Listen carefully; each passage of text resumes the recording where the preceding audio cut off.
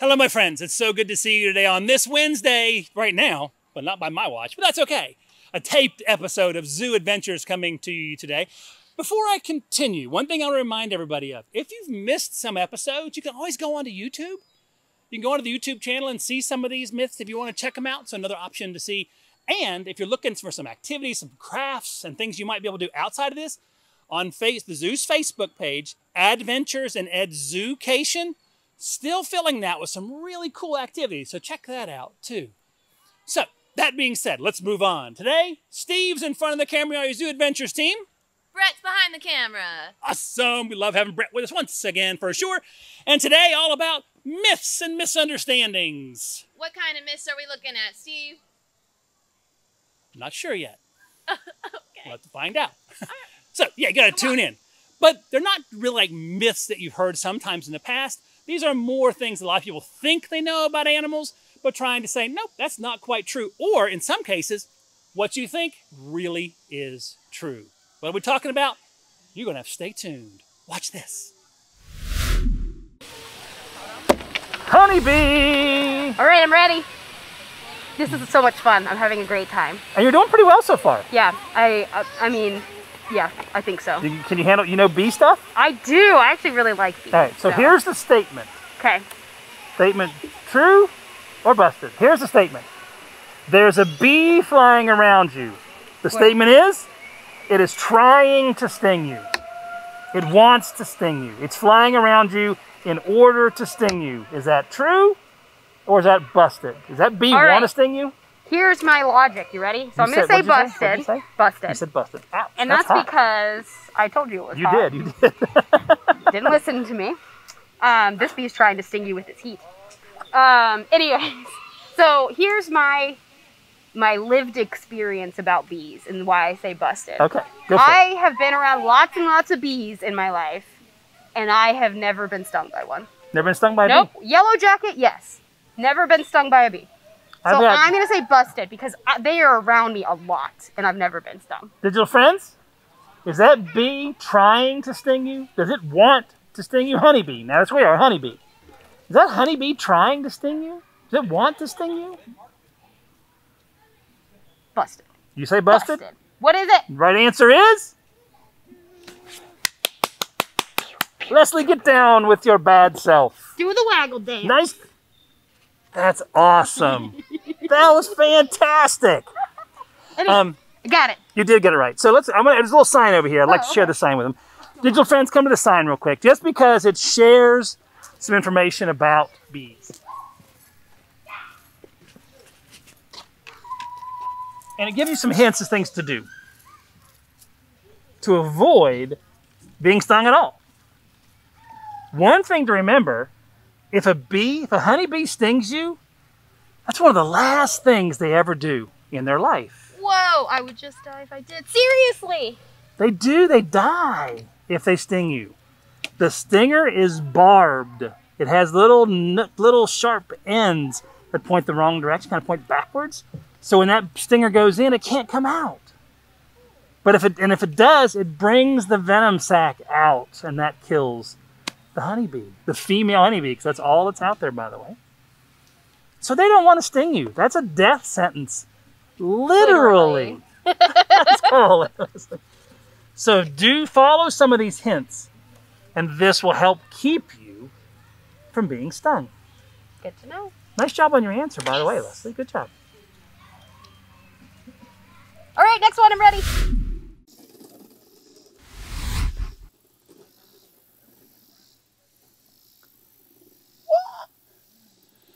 Ostrich.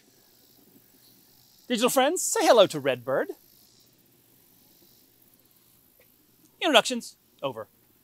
Program all about myths, misunderstandings, half-truths, things like that.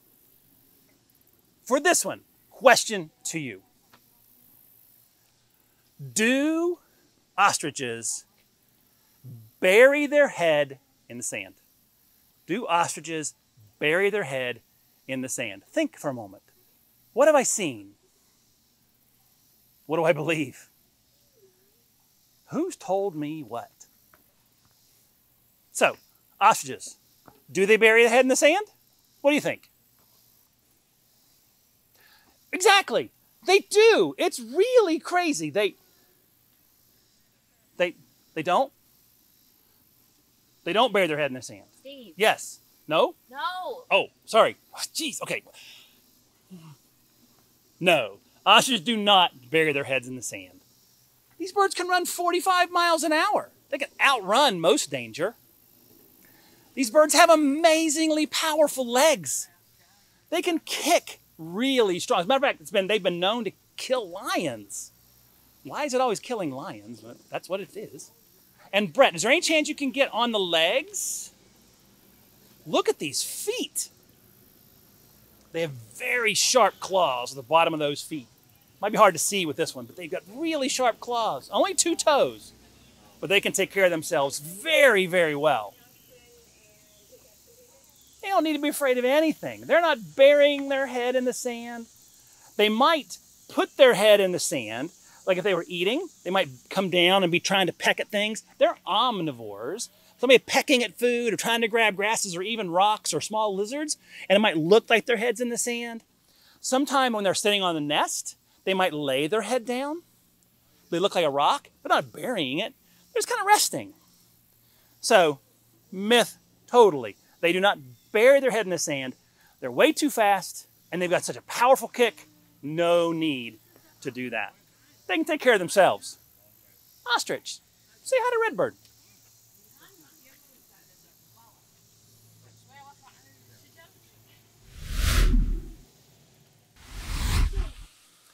So, Keeper Ashley, bears and food. Can we go talk about this? Yeah, of course. So what we're doing is all about myths and misunderstandings, things that people do or might not know. And we thought it'd be kind of cool here to say the myth is bears do not like honey. We're going to call that the myth. So the bears do not like honey. That is a myth. Bears love honey, especially So it's black true, bears. right? It's true. So trying to trick you guys a little bit, it never works. It never works. So yeah, they do love honey, don't they? They do enjoy honey. Which They is really cool. like the sweet stuff. Yep. So where do they find honey when they're out in the wild? Where would they find it? In beehives. So looking for the beehives themselves, Yeah, right? Yeah, straight to the source. Not from people. Raw honey, ideally not from people. Not from people. Don't feed bears. Do not feed the bears. No. But But our bears Yes. like honey. our bears do like You have some enrichment I do. to provide them. Are you going to put honey on the enrichment? I am going to put the honey on the Sweet. enrichment. So what are you going to do? Typically we use honey for training because it's really high value, but Oh. occasionally we'll put it on things like the trees or we'll put it in toys to make it last a little longer. And they've so got to it's a little find harder. it. No kidding. That's kind of Yeah. cool. I love that. All right. Keeper Ashley and her honey. Brett, And show them what's going on here. Stick a little inside the ball. Inside. Not a whole lot because it's very sweet. They do really like it though. Ah. You'll have to introduce us to your bears in a second too while you're doing. Oh, of course. How cool is this? So yeah, so the myth was like, how am I going to force this? So yeah, bears do love honey. And it's a great, as she said, it's a great high energy food for them, even out in the wild. There's a lot of really cool stuff in there. Check out the arm here. Check out the arm and go! The bears are like, sweet! Oh yeah. They think they're going to get a cheapy one. Go find it. Good arm! Come in. Good deal. So who's who bear-wise right here, real quick? I know you got So, gloves on, but who's who? Down close at the front, this is Luna, and then her sister Nova is the one that's heading back there. Oh, her sister. Mm-hmm. So that's Nova, Yep. and this is Luna on the right. So Yes. Nova on the grass, Luna on the rocks. Very cool. Bears cute bears. like honey. They love honey. Like is an understatement. Like it's a statement. That'll work. Yeah. Awesome. Digital friends, you got that one right, didn't you? Yeah, I kind of thought so. Keeper Ashley, thank you so much for a little Yeah, bit for a few of minutes. course. We appreciate it. Enjoy the bears. Did they already know that there was honey in there, or like the week before? They knew that. Are you all ready for this? Dun, dun, dun. Hey, Brett, how about this one? So myths still, misunderstandings maybe. And you can only imagine how many there might be with this lovely, lovely friend. What about you, Brett? Do you have any myths or misunderstandings people get a little bit wrong with them? I did hear that they can unhinge their jaw. Is that true? Not quite. Not technically like you and I might think. They're really taking it out of socket, so to speak. But there are like little tendons in there. They can open their mouths up very wide at the jaw and here, actually. They can split this way and they can get really... Can you guys open your mouths as wide as you can? You guys can't see, but Brett's doing it right now, so that's awesome. So yeah, so not quite, but kind of. So to swallow things big, as big as their body, they have to open their mouths up wider than you might think. I heard one once about a hoop snake. What is a hoop snake? It's a good question. I've never seen one. But I've heard a story, myth I am sure on this one, that a snake will bite its own tail to make itself into a hoop and then roll down a hill. Like a bike tire. Exactly like a bike tire. Not sure that one's true. I've never seen it, never heard any records of it. Faster way to move, though. It would be a faster way to move. That is true. Another one that I hear a lot of, especially here in North Carolina, is that copperheads and rat snakes breed together. And that's not true. They cannot breed together. They will sometimes hibernate in the same space. Fancy science word for that. They might go into a hibernaculum. Love the science words. You might see copperheads and them in the same hibernaculum, but they're not breeding. So sometimes you may see them come out at the same time, but there's no copperhead rat snake combination. That'd be an interesting looking animal. Could you imagine? Anything else from you, Miss Brett? Oh, you had mentioned something about baby snakes? Oh, yeah, I heard that baby venomous snakes are more dangerous than adult snakes. Oh, was that what it was? Yeah. Okay, cool. So, no, not really, sorta, kinda. As venomous snakes get older, they learn better how to control the venom, because some adult snakes can actually give dry bites, no venom in the bite at all. But both baby snakes and adult snakes are pretty dangerous. So you really don't want to be messing with either one of them. The amount of venom might be a little bit different, and the baby snakes may not have quite learned yet how to control the release of venom. But let's not mess with either one. Snake myths. Stay tuned.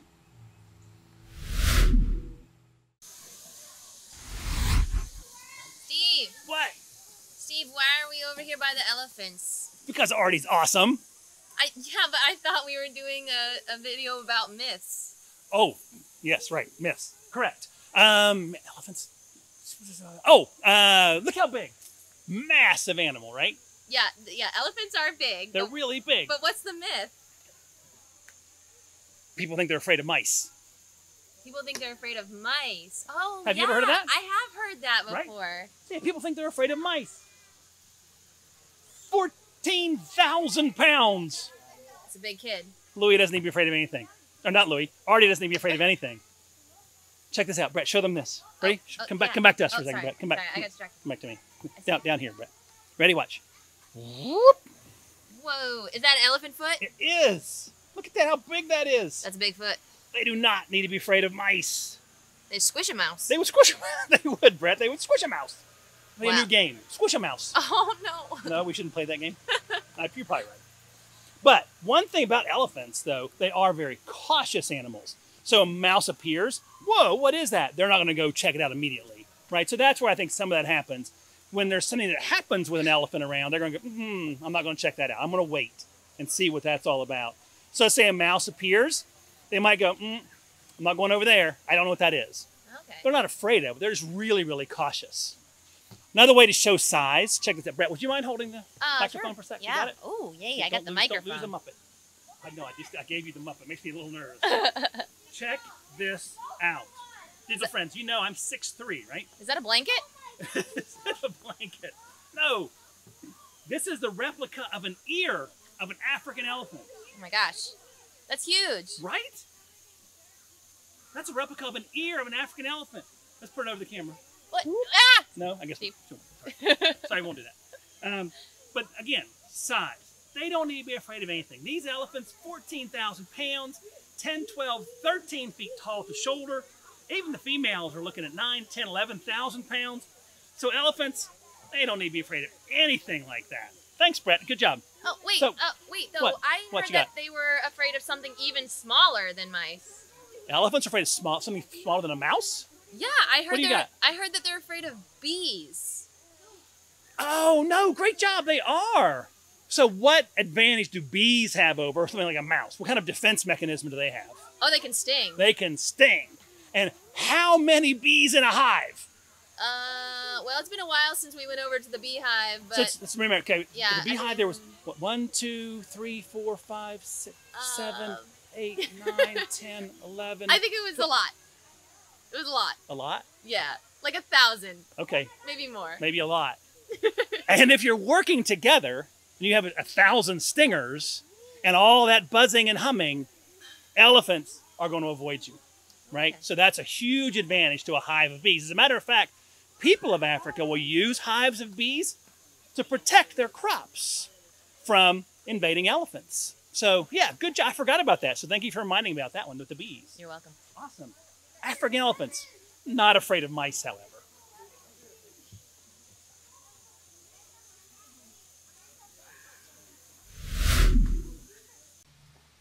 Hello, Tara. So nice to see you as oh, and you, Kat. I'm sorry, don't mean to. So Tara is the owl here.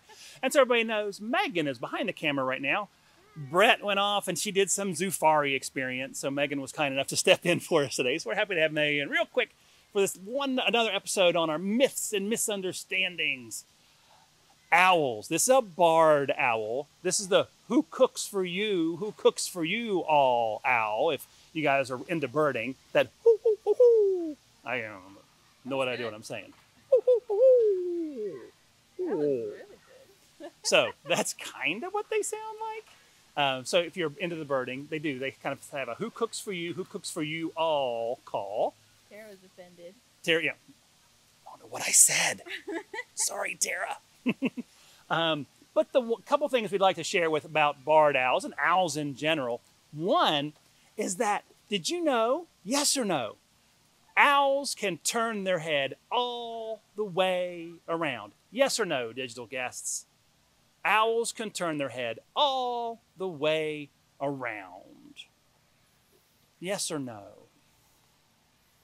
We have to give them a second to answer, Tara. It takes them a little bit of time. Somebody got to type the answers in, so we got to be a little patient. We waited long enough, Megan? What do you think? I think so. All right. So, yes or no? Yes, exactly. They can turn their head all the way around. I think it's an amazing adaptation. Oh my goodness, Steve. I think that the virtual friends have it right. They say that Miss Tara cannot turn her head around. Cat? Nope, sorry, Steve.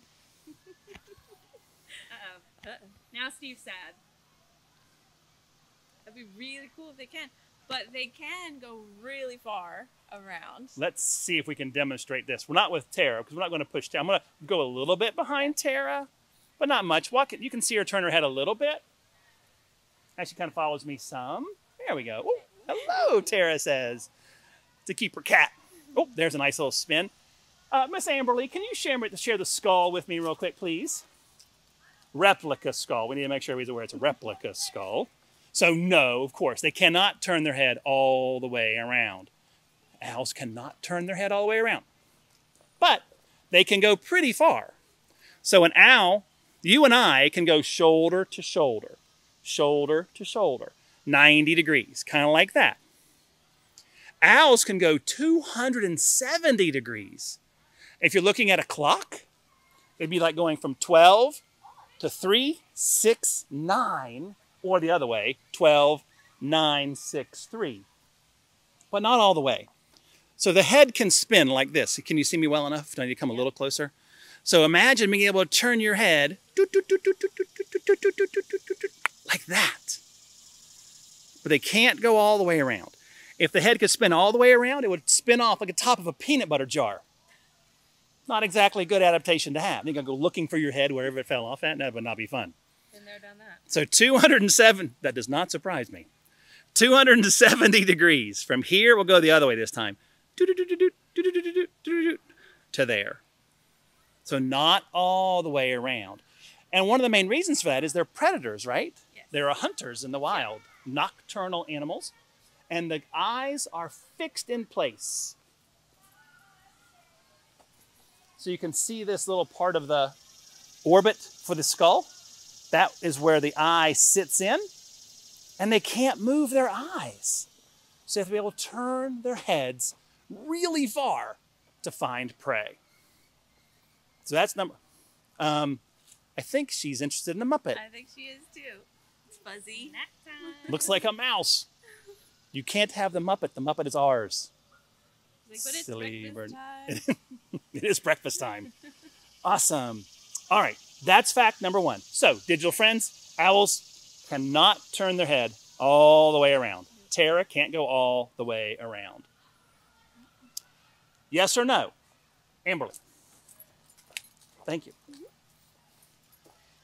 Yes or no? Be careful on the connector road. Be careful on the connector road. I'll turn my radio down. Now I need to know why. People walking on the connector road. Oh, don't do that. Yes or no? Owls fly silently. Yes or no? Owls fly silently. While they're pondering, Kat, I'm sure you all have noticed that Tara is missing an eye. Would you kind of tell our digital friends what happened there? Sure. She had an injury of some sort, and it kept building up, and it was painful. So the vets thought it was in her best interest to remove that eye. And she is a rehab animal, so we're not really sure what had happened. But after that was removed, she was very active. Where she lives here, she gets around just fine, finds her food just fine, and we're able to take really good care of her. Awesome. So yeah, so appreciate the concern. I'm sure some of you are asking and wondering why. So thank you for clearing that up. Want to make sure they knew what's going on. I hope you all were able to hear that. I had to hold them up a little bit further away from Kat just to make sure that Tara... So let's revisit our question. Yes or no? Owls can fly silently. Answer? Let's ask the keeper. Keeper, can owls fly silently? Yes, very silent, very quiet. Yeah. Digital friends, why? What's the advantage of flying silently? And I'm going to tell you there's two advantages to flying silently. While you ponder, while you think, Miss Amberly. Amberly had no idea. She was coming down to see how this went. She had no idea she was going to become a helper. So thank you very much, Amberly. You're very welcome. So this is a wing. This is a real wing where the skull was a replica. This is a real wing of a bird that passed away.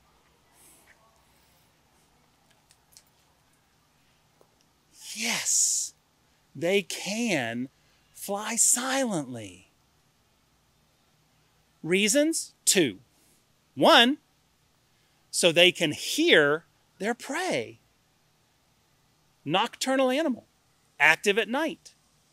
Not a whole lot of things to see by. Amazing sense of eyesight, but their hearing is even better.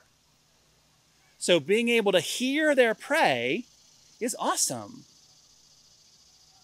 If they can pinpoint it, even though they're flying silently, that helps them catch their prey. So that's one. Two, the one you might have thought of, so the prey doesn't hear them. Because you've heard that whoosh, whoosh, whoosh, whoosh sound sometimes as birds fly. Megan's laughing at me. That was a very good whoosh, whoosh sound. It was a lovely whoosh. It was a good whoosh. Very good whoosh. Thank you. Why? How can they fly silently? Megan, can you help me with this? Can you see that little flute? Can you see at the edge of the wing, the edge of the feather, at the edge of the wing is kind of separated, kind of spread out. Looks like it's fringed, like the end of a comb or the end of a carpet or a rug. Can you see that on that very last edge? Yep. How's Megan doing, digital friends? Can you see that okay? I see it. You see it? Yeah. Megan has skills. So those, in our world, they call those flutes. So these feathers are fluted. They're fringed, they're separated, not zipped up like the feathers of a cardinal or a blue jay, a crow, or a goose. They're not zipped shut. They're actually fringed or opened up. Well, what advantage is that? I'll show you. Amberly? Thank you, Amberly. Wow.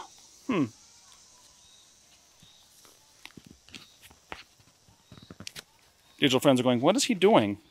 Trying to free up a hand is what he's doing. There we go. So, digital friends, you put your hands together and you go back and forth. You might hear a sound. A lot of times we do that for friction to keep our hands warm. But in the owl world, what I'm trying to demonstrate here is wind, air going over a zipped shut feather. It's a much more distinct sound. But the feathers of the owl are fluted. They're spread out. So it's just the fringes that are going through the air. Much more quiet. Much more quiet. You've broken up the sound. You've increased the surface area, and you've broken up the sound for those wings as they're flying through the air. There's some amazing videos out there that people have caught of owls flying through the air with microphones.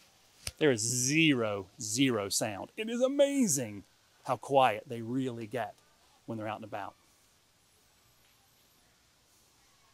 Awesome stuff. So myths, misunderstandings, things we don't understand quite right with owls. Can they turn their head all the way around, digital friends? Nope. They cannot turn their head all the way around. About 270 degrees, like the letter C. And then the other question, can they fly silently? That's a big old yes. They can turn their head. They can fly silently to catch their prey and to hear their prey. Owl, myths and misunderstandings. Who knew?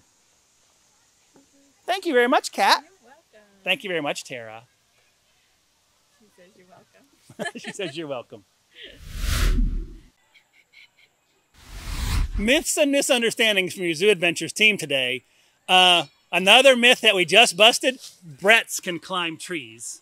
It is true. It is 100% true. I have climbed this tree. Show them. I'm pretty high up, y'all. Brett is in a tree. Why is Brett in a tree? I don't know. Because she's Brett. So, we truly hope you all enjoyed the episode today about kind of myths, misunderstandings. Maybe we proved some things right that you thought. Or, you know what, I'd heard that forever, but it's kind of neat to know now. That's not quite true. So that's okay, which is awesome.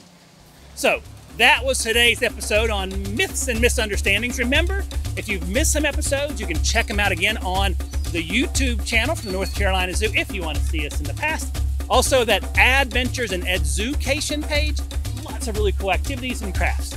So your Zoo Adventures team today, this Wednesday, Steve was in front of the camera, Brett was behind the camera and up a tree. Yep. Hi, everybody. All right. We hope to see you again soon. Everybody stay safe. We'll see you later. Bye, y'all.